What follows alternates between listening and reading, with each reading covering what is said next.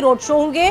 CM Yogi Adityanath पहुंचेंगे। 40 से ज्यादा स्टार प्रचारकों को तरजीह दी गई है। प्रधानमंत्री और अमित शाह के बाद सीएम योगी तीसरे नंबर पर है। पूरब पश्चिम के बाद दक्षिण में भी अब जीत की तैयारी है।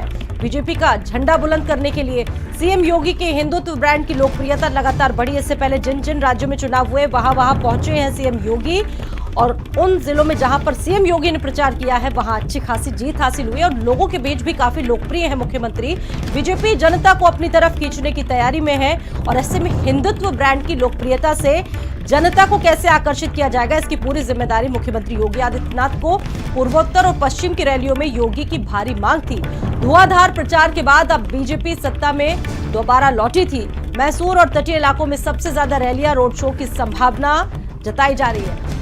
प्रधानमंत्री अमित शाह के बाद तीसरे नंबर पर योगी की सबसे ज्यादा रैलियां हैं। मैसूर तटीय इलाकों में इससे पहले सबसे ज्यादा रैलियां और रोड शो की संभावना जताई जा रही है। सीएम योगी कर्नाटक में ताबड़तोड़ 36 रैलियां करेंगे। कर्नाटक में चुनाव है और ऐसे में बीजेपी कोई भी कसर छोड़ नहीं रही है। 36 रैलियां करेंगे। 40 से ज्यादा स्टार प्रचारकों की लिस्ट में प्रधानमंत्री नरेंद्र मोदी, अमित शाह और तीसरे नंबर पर उत्तर प्रदेश के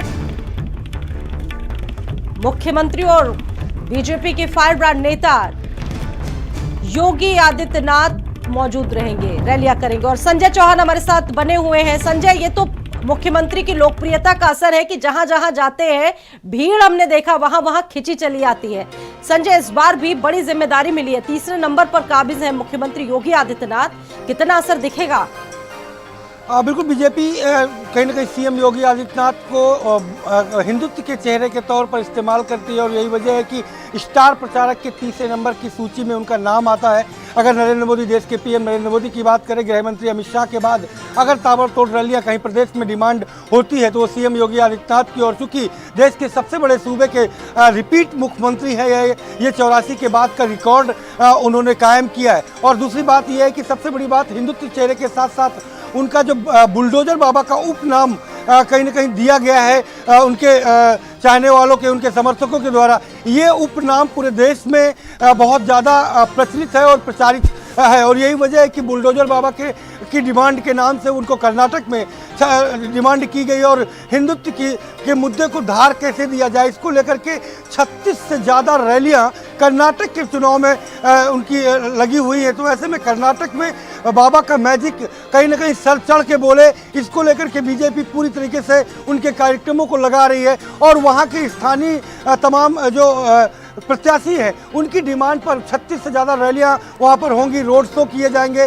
जनसभाएं की जाएंगी। तो सीएम योगी आदित्यनाथ का पूरे देश के विधानसभा चुनाव हो, लोकसभा चुनाव हो, उनकी डिमांड लगातार रहती है। आपको पहले भी पता होगा, चाहे तमाम बंगाल के चुनाव को देख लो या फिर हिमाचल के चुनाव को देख लिया जाए, तमाम जहाँ प्रदेशों में चुनाव होते रहे हैं वहाँ पर बीजेपी के फायर ब्रांड नेता और हिंदुत्व के कट्टर चेहरे के तौर पर योगी आदित्यनाथ की डिमांड रही है। तो ऐसे में कर्नाटक में उनकी 36 से ज़्यादा ताबड़तोड़ रैलियां और जो उनकी जनसभाएं हैं वो देखने को मिलेंगी। स्वाति, बिल्कुल, इससे पहले हमने भी देखा जहां जहां जिन राज्यों में चुनाव हुए वहां योगी पहुंचे और उन सीटों पर भी बहुत अच्छे खासे वोट मिले बीजेपी को। संजय, बिल्कुल, हिंदुत्व के चेहरे को लेकर के बाबा योगी आदित्यनाथ जो वहाँ पर जहाँ पर विधानसभा चुनाव होते हैं वहाँ पर पहुँचते हैं, सीधे तौर पर जो उनकी छवि है पूरे देश में जिस तरीके से उसी छवि के अनुसार वो प्रचार प्रसार करते हैं और कहीं ना कहीं हिंदुत्व के मुद्दे पर बेहद धार, राष्ट्रवाद और हिंदुत्व दो ऐसे मुद्दे हैं जिन मुद्दों को लेकर के कहीं ना कहीं बीजेपी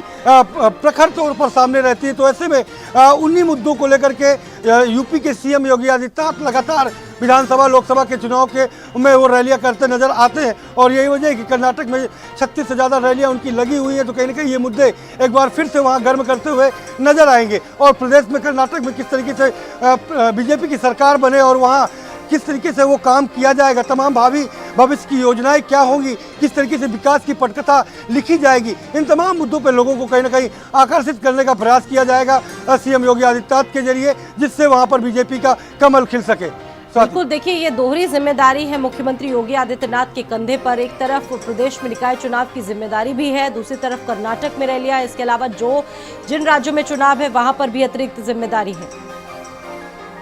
बिल्कुल, निकाय चुनाव की जिम्मेदारी उनके कंधों पर है। यहाँ निकाय चुनाव में ज़्यादा से ज़्यादा सीटें जीत करके एक बार फिर से रिकॉर्ड बनाने की की कहीं ना कहीं लक्ष्य लेकर के बीजेपी सरकार चल रही है। क्योंकि जिस तरीके से रिपीट की है विधानसभा चुनाव में, उनका अभी साल भर विधानसभा चुनाव का पूरा नहीं हुआ है। ऐसे में निकाय चुनाव है और निकाय चुनाव के बाद लोकसभा के चुनाव, तो निकाय चुनाव के परफॉर्मेंस ही लोकसभा को मजबूत करेगी और जो मैसेज जाएगा निकाय चुनाव से वो कहीं ना कहीं लोकसभा में जीत का जो रास्ता है वो तय करेगा। उसी बीच में कर्नाटक के चुनाव में भी बीजेपी जो यूपी सीएम है योगी आदित्यनाथ, उनका कहीं ना कहीं शिरकत करेंगे और 36 से ज़्यादा वहाँ पर रैलियाँ करेंगे। तो व्यस्तम कार्यक्रम के बीच में कर्नाटक को भी संभालना है सीएम को, और यूपी में जो निकाय चुनाव है उन निकाय चुनाव के परिणाम को भी अपने अनुरूप लेकर आना है। ये बड़ी चुनौती और बड़ी जिम्मेदारी सीएम योगी आदित्यनाथ के कंधों पर है। ठीक है संजय, बहुत शुक्रिया जानकारी देने के लिए आपका। मेरठ से